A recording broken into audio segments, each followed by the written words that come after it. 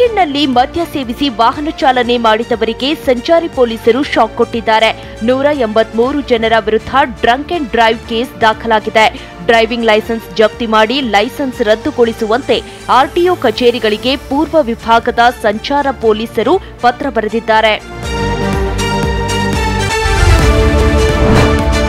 ಬೆಂಗಳೂರಿನ ಕೆರೆಗಳನ್ನ ಸ್ವಚ್ಛ ಮಾಡ್ತೀವಿ, ಕೆರೆಗಳಿಗೆ ಮರುಜೀವ ನೀಡ್ತೀವಿ ಅಂತ ಫೀಲ್ಡ್ ಕಿಳಿದಿದ್ದ ಪಾಲಿಕೆ ರಾಜಧಾನಿಯ 25 ಕೆರೆಗಳನ್ನ ಸ್ವಚ್ಛ ಮಾಡೋಕೆ ಮುಂದಾಗಿತ್ತು.